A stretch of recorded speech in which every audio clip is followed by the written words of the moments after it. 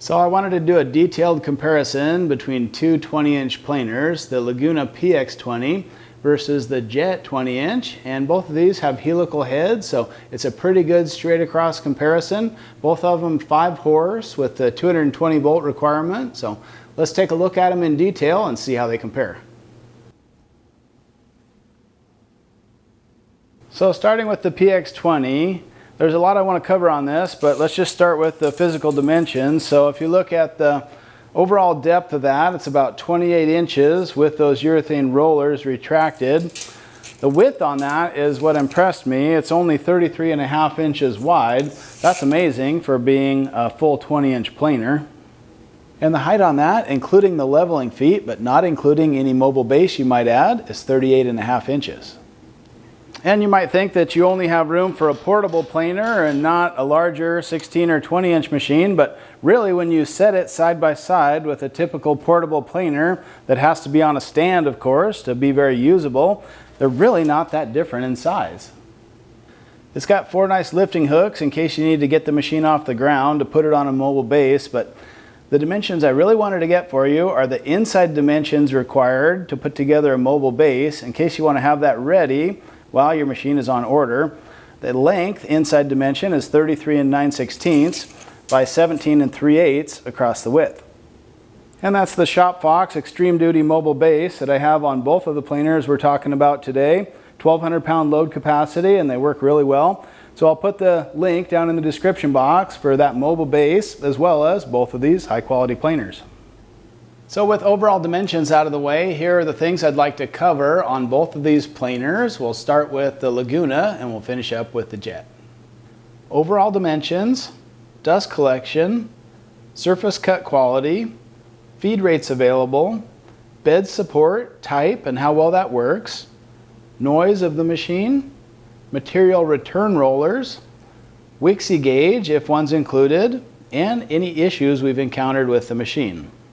So stock dust collection on the PX20 is really pretty good. It uses a 4-inch dust port, but I've seen a couple people complain about a little dead spot in the dust shroud there, and with a 4-inch port connected directly to the machine and a 10-foot length of flex hose, I did notice that as well. And what that means is really you don't see any dust chips coming out of the machine, so overall collection is very good, but when you go to pop the hood, that little pocket of uncollected dust, and I'm talking it's probably 1 or 1.5 cups of dust that just stays in there, that'll kind of dump out over the cutter head of your machine. So I wanted to fix that, and I came up with 2 quick solutions to do just that.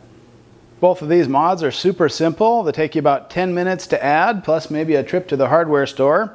The first is a rubber Fernco style fitting to upgrade that from a 4-inch at the shroud to a 5-inch dust collection fitting. And that just makes all the difference to be able to decrease resistance, and it just gets much better suction in that dust shroud area. So I highly recommend doing this conversion. Now be aware that you won't be able to jump up to a 6-inch hose because there's not clearance underneath the shroud. Your board, if you did a full 20-inch board, would actually hit a 6-inch hose, but the 5-inch seems just about perfect. The other mod is under the hood of the planer and has to do with sealing in the compartment around the cutter head. There's a metal fin here that comes down against this red chip breaker shroud, and what you need to do is add a thick rubber gasket there to seal off that compartment. It just stops air leaks and just focuses the suction right where you need it, behind the cutter head.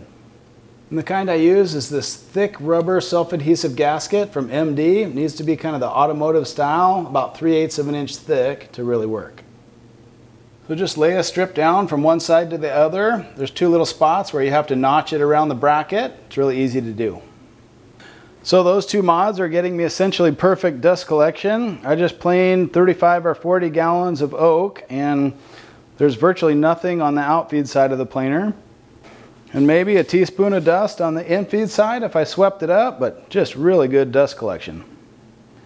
And surface cut quality with the PX20 looked really good, whether that was hard maple or tropical hardwoods. You won't get any snipe at either end of the board, and in fact if you are getting snipe, it simply means that you need to adjust the bed rollers. I like to set those so they're about 3/1000 of an inch above the bed of the machine, and I have videos on my channel on how to do that for most industrial planers. So on the PX20, we've got the built-in Wixie. We'll set our height and we'll check the surface quality, particularly for tear out in white oak.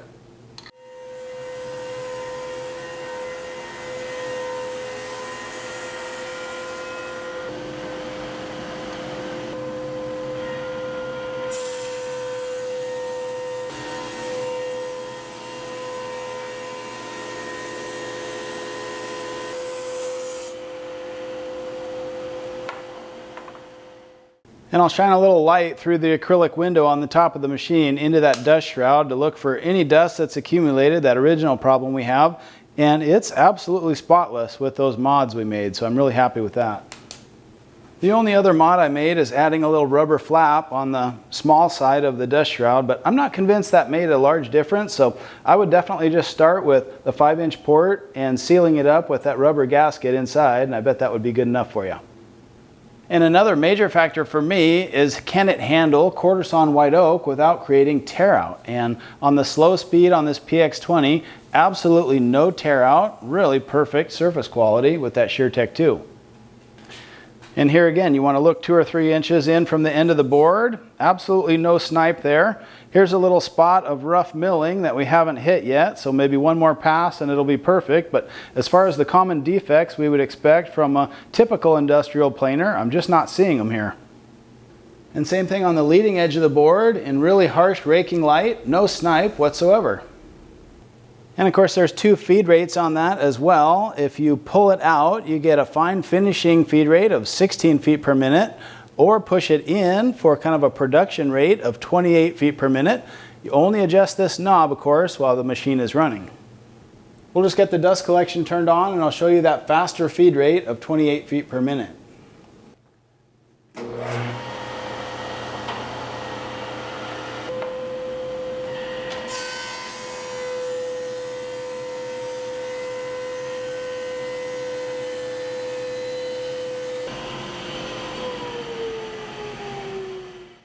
So on the Laguna, I really like the 2 speeds available. With that 28 feet per minute, it's quick. You can get down close to your finished dimension very quickly, and then just switch it to the 16 feet per minute for the last couple passes on either side, and you'll really appreciate that finish quality. And on both of these machines, I typically take off anywhere between a 32nd and a 16th of an inch. That's plenty for the work I do, but I like that fold-in handle so it's not in your way when you store it against your shop wall. As far as bed support, these machines are really different in how they work. On the Jet, of course, you have those large cast iron surfaces that are non-movable. They don't fold up or drop out of the way. On the Laguna, you have these heavy-duty urethane rollers, and I guess my only concern there was, hey, are these rollers going to be dead even with the cast iron surface? And they are, and they're actually adjustable too. There's oversized bolt holes where they meet these adjustment rods. And so you can use a high quality straight edge and just dial that in. I set mine about 20 thousandths of an inch above the cast iron surface just to accommodate for any drop with a heavy board, and that's been perfect at eliminating snipe. And then of course when you're done for the day, you can just slide those in, minimize the footprint in your shop. And with both rollers pulled out, you get a total support area of about 36 inches, which has been more than meeting my needs. It's good for boards up to about 8 feet in length. Of course, if you have a really long board, like for running trim or something, just make sure to get a hand on it as it comes out of the planer.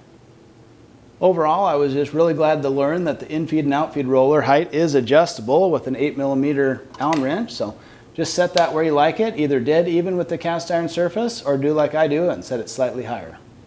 And as far as noise on this planer, basically it's very quiet. Your dust collector is going to be louder than the planer, and compared to a lunchbox unit like a DeWalt 735 that absolutely screams, even if you have the Bird Helix upgrade on that, the universal motor is so loud on that, that becomes kind of an annoyance. So you won't have that issue with these large industrial planers.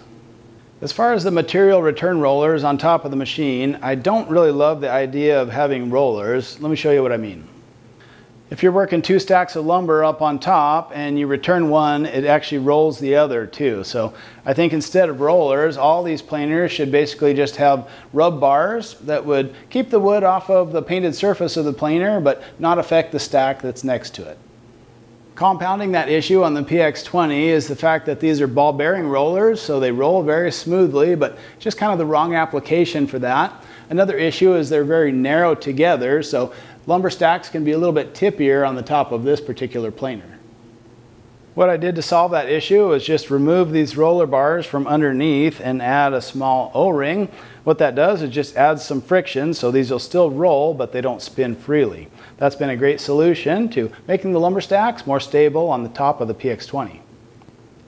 And all that requires is 2 small O-rings that you can get from any hardware store. Probably a little hard to see, but where I've added that O-ring is right between the mounting bracket and the roller itself, just to add a little bit of friction. I love the fact that the Wixie is built right into the control panel of the PX20. It's really easy to calibrate, and I found it very accurate with daily use, so love that feature. That was actually an add-on on the Jet, so it's an extra expense, but it's included with the PX20. And coming in at 535 pounds, plus maybe 50 pounds for the mobile base, the whole unit is still under 600 pounds, and that's quite a convenience for me because it makes it easier to roll against the wall. At 750 pounds plus the weight of the mobile base, the JP20 takes considerably more force to get it rolling. And both these planers use the ShopFox Extreme Duty mobile base rated for 1,200 pounds. So the Jet JP20 is another very good planer, very similar to the Powermatic 20-inch planer. We'll run down all the same specs and details we did on the Laguna, starting with the overall dimensions. So the overall width of the machine, including the handle, is about 40 inches, and the height, not including the mobile base, is about 40 inches as well. And here's the big one. The overall length on that is almost 56 inches long. So if you have a big enough shop to leave your planer set up permanently, or you like to work with 10-foot or longer stock, this may be the planer for you. But if you have the sort of shop where you're constantly pulling the planer away from the wall to set it up with dust collection, this one can become a little bit of a pain just because of its size and weight. Dust collection is excellent on this machine right out of the gate, but it does use a 5-inch hose, so you'll need to add a 5-inch flex hose likely to your shop layout. But once you do that, you'll notice really good dust collection, and you don't really see any chips coming out of the machine. On the negative side, the chute does come out straight off the back, so you'll kind of have to rig the hose out of the way. I never really liked the layout of this coming straight back, but as far as pure efficiency of the dust collection, it is very good. This machine has a Jet proprietary helical cutter head, so it runs very quiet as well. Let's run some quarter sawn white oak through there and check the surface quality.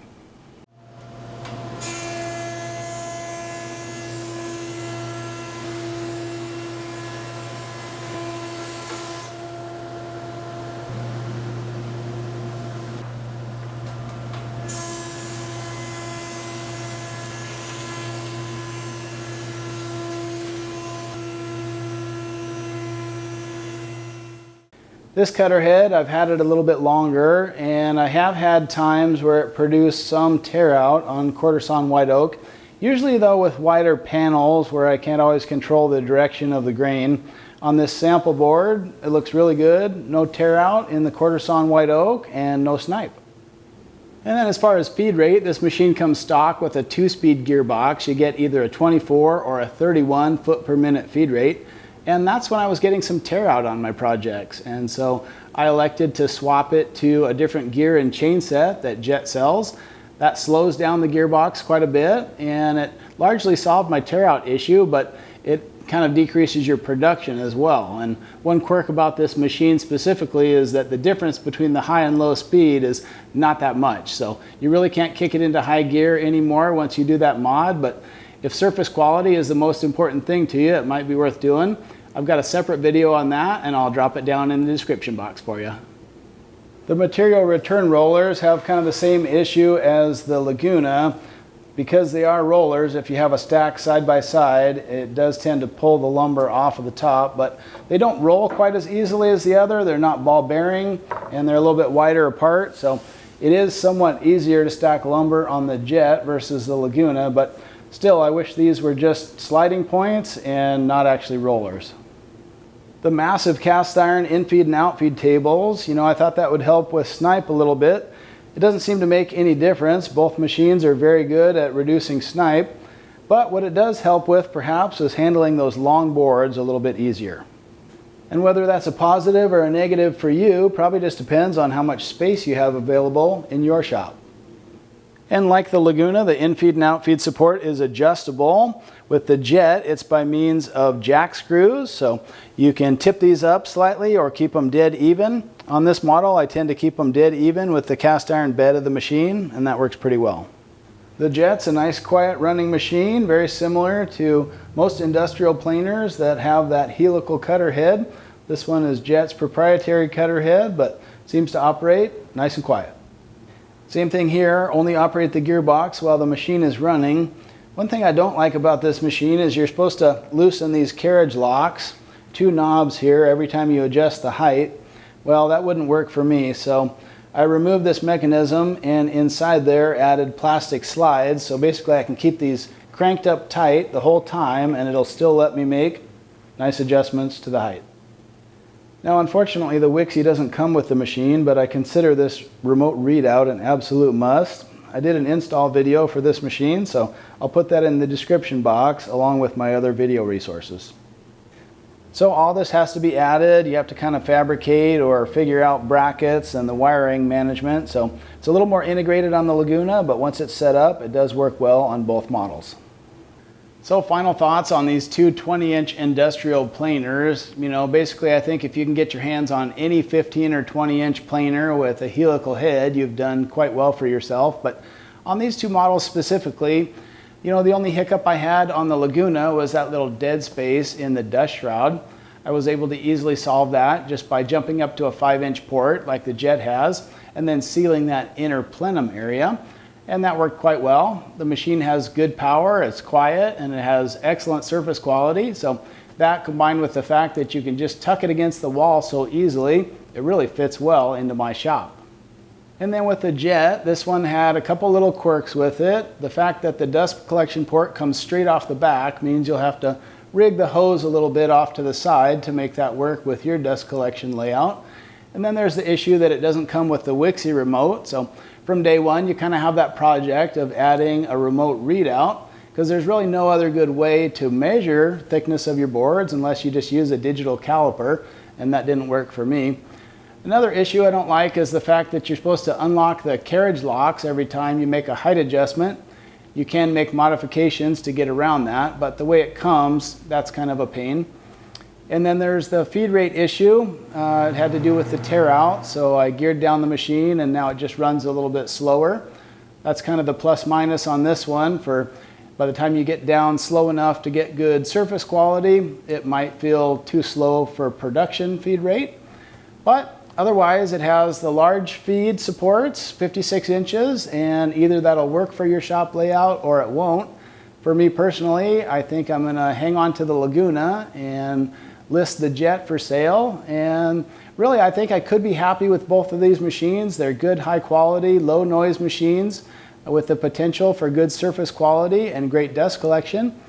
But in the end, this one is just so large that the way that my shop layout works, I tend to pull it away from the wall every time I use it, and that's just easier for me to do on the Laguna model. But your opinions may vary on that, but be sure to give me a thumbs up on the video topic and drop down to the description box for all the links and video resources there. Thanks so much for watching. We'll see you on the next one.